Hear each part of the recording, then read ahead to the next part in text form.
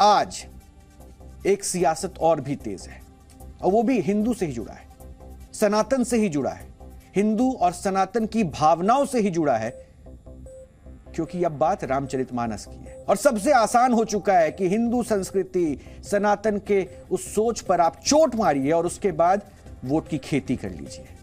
क्योंकि अब हम डीएनए में बात करेंगे यूपी की करीब करीब हर बड़ी राजनीतिक पार्टी का हिस्सा रहे नेता स्वामी प्रसाद मौर्य की। स्वामी जी आजकल रामचरितमानस के चौपाइयों की महाज्ञाता की तरह व्यवहार कर रहे हैं और इसी वजह से वो विवादों में है। हिंदू धर्म के पवित्र ग्रंथ श्री रामचरितमानस की कुछ चौपाइयों का उन्होंने अपने ही तरह से अनोखा मतलब निकाल लिया है। इसके बाद समाज में नफरती भाषण देकर अब चर्चा का वो विषय बने हुए हैं। अपनी जातिवादी राजनीति चमकाने के लिए इन चौपाइयों के बहाने वो श्री राम और श्री रामचरितमानस दोनों का ही अपमान कर रहे हैं। केवल वो ही नहीं बल्कि उनके समर्थक ने तो हाल ही में श्री रामचरितमानस की प्रतियां जला तक दी थी। इसको लेकर उन पर कानूनी कार्रवाई भी की गई। लेकिन अब स्वामी प्रसाद मौर्य विवादों की नई ऊंचाइयां छू रहे हैं। लखनऊ में एक टीवी चैनल के कार्यक्रम में स्वामी प्रसाद मौर्य और हनुमानगढ़ी के महंत राजू दास के बीच गर्मागर्म बहस हो गई। इस बहस की शुरुआत महंत राजू दास के एक ट्वीट से हुई, जिसमें यह कहा गया कि स्वामी प्रसाद मौर्य टीवी डिबेट पे तब आएंगे जब राजू दास नहीं आएंगे। इसके बाद जब स्वामी प्रसाद मौर्य कार्यक्रम में आए तो उन्होंने हिंदू धर्म से जुड़े देवी देवताओं का अपमान शुरू किया और इसी के बाद महंत राजू दास स्वामी प्रसाद मौर्य पर भड़क गए। टीवी कार्यक्रम खत्म हुआ तो बहस इतनी ज्यादा बढ़ चुकी थी कि होटल लॉबी में स्वामी प्रसाद मौर्य के समर्थकों ने महंत राजू दास के साथ हाथापाई तक की। इसका 10 सेकंड का वीडियो सोशल मीडिया पे बहुत वायरल है और यही वो वीडियो है जो आपको दिखा रहे हैं, जिसमें स्वामी प्रसाद मौर्य के समर्थक राजू दास को खींच रहे हैं, उनसे बदसलूकी कर रहे हैं, जबकि वहां पर पुलिसकर्मी भी मौजूद थे।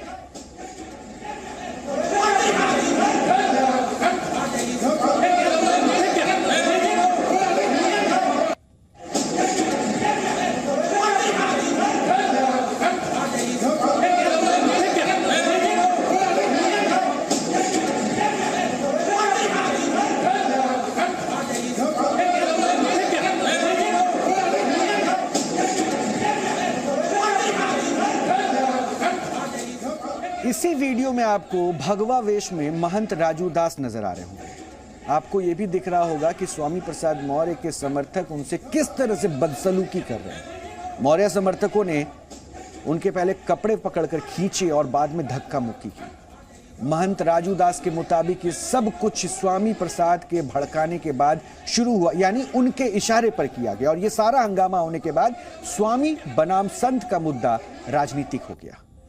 स्वामी प्रसाद मौर्य ने इसके बाद महंत राजू दास के खिलाफ ही पुलिस कमिश्नर को एक शिकायती पत्र भी लिखा। यह वो खत है। इस पत्र में स्वामी प्रसाद मौर्य ने हनुमानगढ़ी के महंत राजू दास पर गंभीर आरोप लगाए।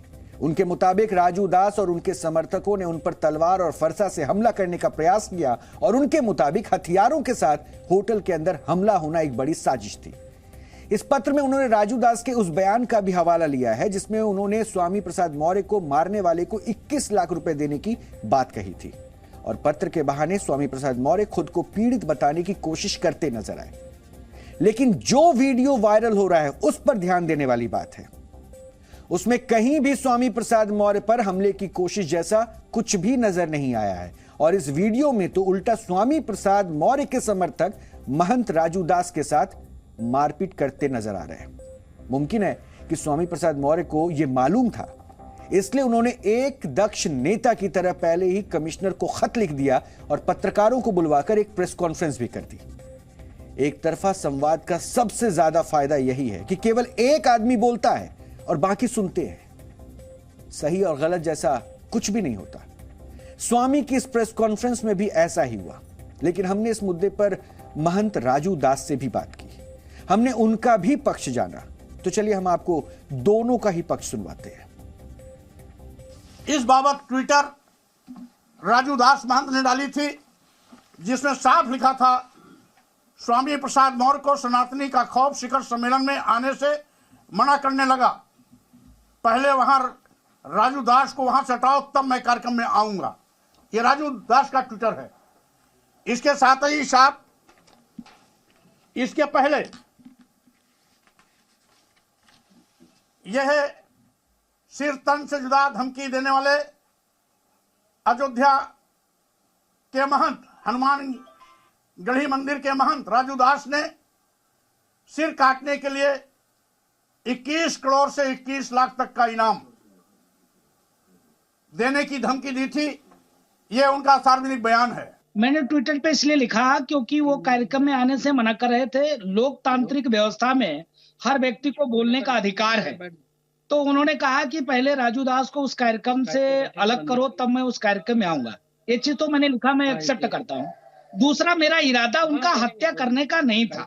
मैंने पूर्व में ही मैंने कहा कि आप समझ सकते हो कि रामचरितमानस जलाए जाना, राम भगवान कृष्ण के बारे में गाली देना, ये दुखद था, निंदनीय था। इस चीज से मैं आहत होकर मैंने वो बयान दिया था। हमको रोकने के लिए कोशिश किया कि स्वामी प्रसाद मौर्य रुकिए रुकिए, लेकिन मैं आगे निकल गया था, इसलिए मैंने अपनी स्पीड न रोकी न रुका, मैं आगे बढ़ता चला गया। एक तरफ जय श्री राम का नारा चला तो हमारे समर्थकों ने जय संविधान का नारा दिया, और उसके बाद मैं आगे निकल गया, गाड़ी में बैठा। उसके बाद क्या हुआ क्या नहीं हुआ, अब ये तो अगर ताज का जो सीसीटीवी फुटेज है निकलवाया जाएगा तो इन साजिशकर्ताओं के करतूते अपने आप स्पष्ट हो जाएंगे। कल जो उस कार्यक्रम में स्वामी प्रसाद मौर्य, उसने अपशब्द का प्रयोग करते हुए कहा कि ये देखो भगवा आतंकवादी आ गया, ये देखो यही लोग रामचरितमानस के ठेकेदार हैं, हम राम और कृष्ण को नहीं मानते हैं, हम सनातन को नहीं मानते हैं, ये सनातन को मानने वाले इसको पकड़ो और मारते हैं। इन्होंने मेरे ऊपर हमला किया। सिर काटने के आन देने की घोषणा की तपस्वी छानी मंदिर के मुख्य पुजारी महंत परमहंस दास जी, ये उनका है। इसी प्रकार से आचार्य जगत गुरु परमहंस आचार्य ने दी स्वामी प्रसाद मौर्य को धमकी, नहीं सुधरे तो अपने हाथों से काट दूंगा गला। यह सार्वजनिक बयान ऐसे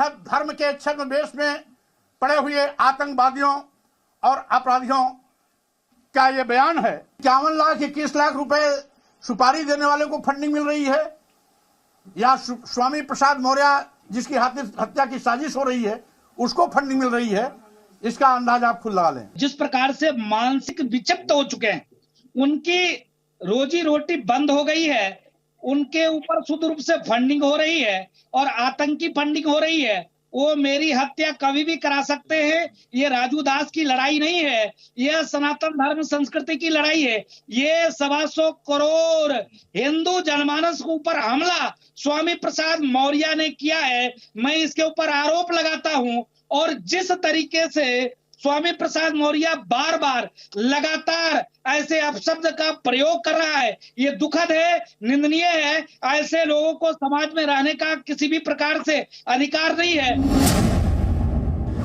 हम सभी धर्मों में आस्था रखते हैं, सभी संतों धर्म गुरुओं का मैं सम्मान करता हूं, लेकिन आतंकवादी भाषा बोलने वाले साधु वेश में जो छिपे हुए खूनी भेड़िए हैं, उनको मैं साधु संत की कतार में नहीं मानता।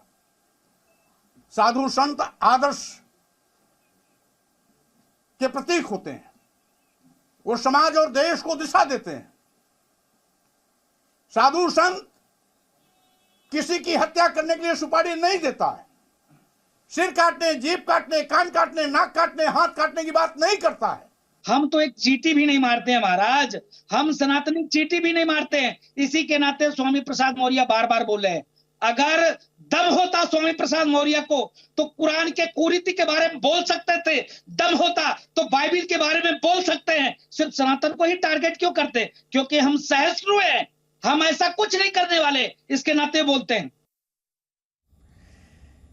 पिछले काफी समय से स्वामी प्रसाद मौर्य हिंदू धर्म और हिंदू देवी देवताओं, खास करके श्री राम और श्री रामचरितमानस के खिलाफ आपत्तिजनक बयानबाजियां कर रहे हैं। स्वामी प्रसाद मौर्य का यह विवादित बयान हर दिन ज्यादा विवादित होता जा रहा है। स्वामी ही नहीं, अब उनके समर्थक भी खुलेआम सड़कों पर हिंदू धर्म का विरोध करते दिखाई दे रहे हैं। लेकिन इन सब के बीच एक बात लोगों को खटक रही है कि अब तक अखिलेश यादव स्वामी प्रसाद मौर्य की हरकतों पर चुप्पी साध कर क्यों बैठे हुए हैं। चुप्पी तो छोड़िए, समाजवादी पार्टी ने स्वामी प्रसाद मौर्य के बयानों पर सवाल उठाने वाले 2 समाजवादी नेताओं रोली तिवारी मिश्रा और ऋचा सिंह को पार्टी से ही निकाल दिया। 26 जनवरी को समाजवादी पार्टी की नेता ऋचा सिंह ने स्वामी प्रसाद मौर्य के बयान को लेकर विरोध जताया था। उन्होंने एक ट्वीट किया था जिसमें उन्होंने द्वेष की राजनीति को गलत बताया था। यह ट्वीट स्वामी प्रसाद मौर्य को टैग करते हुए किया गया। अब इन्हीं समाजवादी नेताओं पर कार्रवाई कर दी गई, जबकि होना कुछ और चाहिए था। स्वामी प्रसाद मौर्य समाजवादी पार्टी के महासचिव हैं। उन्हें यह पद भी इन विवादित बयानों के बाद ही मिला है। महत्वपूर्ण पद पर होने के बावजूद गैर जिम्मेदाराना बयानबाजी पर अखिलेश यादव ने अभी तक कुछ भी नहीं कहा है। इसकी भी 2 वजह हो सकती है। पहली वजह यह हो सकती है कि स्वामी प्रसाद मौर्य को अखिलेश यादव का समर्थन हासिल हो और वो जो भी कर रहे हैं उसके लिए उन्हें अखिलेश यादव की ओर से ही आदेश मिला हो। और दूसरी वजह यह हो सकती है कि हिंदू धर्म और देवी देवताओं का अपमान करके समाजवादी पार्टी जातिवादी और मुस्लिम तुष्टीकरण की राजनीति कर रही हो। दरअसल अगले साल लोकसभा का चुनाव है और हो सकता है कि चुनाव से पहले समाजवादी पार्टी यूपी में खुद को मजबूत करने की कोशिशों में जुट गई है और यही वजह है कि वो स्वामी प्रसाद मौर्य को हिंदू धर्म के अपमान करने की खुली छूट दे चुकी है। बहुत दुखद है। साधु संत पर हाथ उठाना, बातचीत आप कर सकते हैं, हर चीज़ का बातचीत से भी उसका हर चीज़ का जवाब निकलता, हल निकलता, अगर कुछ आप आपस में, लेकिन हाथ उठा देना ये हिंदू सनातनी विचारधारा पर घात है। एक साधु संत को मारना और साधु संत पर हाथ उठाना, इन पर सब पर कड़ी से कड़ी कठोर कार्रवाई होनी चाहिए। ये जान नहीं रहे कि 100 करोड़ हिंदुओं की आस्था को इन लोगों ने अपमानित किया है और इनकी सजा इन लोगों को 24 के चुनाव में इनकी जमानत जब्त करके देश की जनता देगी। अब हम आपको स्वामी प्रसाद मौर्य की राजनीति और हिंदू देवी देवताओं से उनके खास बैर से जुड़ी कुछ बातें भी बताना चाहते हैं। 21 सितंबर वर्ष 2014 में स्वामी प्रसाद मौर्य ने हिंदू देवी देवताओं के खिलाफ अपमानजनक टिप्पणी की थी। उस दौरान वो बीएसपी में थे और इस मामले में उनके खिलाफ केस भी दर्ज किया गया था। पिछले महीने भी स्वामी प्रसाद मौर्य ने श्री रामचरितमानस को प्रतिबंधित करने की मांग की थी और इस बयान के बाद काफी विरोध हुआ था। इस वक्त वो समाजवादी पार्टी में है। स्वामी प्रसाद मौर्य के विवादित बयानों के बाद उनके समर्थकों ने श्री रामचरितमानस की प्रतियां जलाकर अपने नेता का समर्थन किया था और इस मामले में कई लोगों के खिलाफ मामला भी दर्ज किया गया था। राजनीतिक रूप से देखा जाए तो स्वामी प्रसाद मौर्य एक तरह से ओबीसी मतदाताओं को अपनी ओर खींचने की कोशिश करते नजर आ रहे हैं। वर्ष 2014 के बाद से करीब करीब हर चुनाव में ओबीसी मतदाताओं ने बीजेपी की ओर रुख किया है और यही वजह है कि श्री रामचरितमानस के अपमान के जरिए वो समाज में नफरत फैलाने की कोशिश में लगे हैं। देखा जाए तो उत्तर प्रदेश में ओबीसी और दलित वोट करीब 50% से ज्यादा है और पारंपरिक रूप से यह समाजवादी पार्टी और बीएसपी का वोट बैंक रहा है और यही वजह है कि स्वामी प्रसाद मौर्य के विवादित बयानों के बावजूद समाजवादी पार्टी कार्रवाई के बजाय उन्हें प्रमोशन दे रही है। पार्टी को यह लग रहा है कि ऐसे विवादित बयानों के असर उनके छिटका हुआ जो वोट बैंक है उनका वो वापस उनकी ओर लौट आएगा।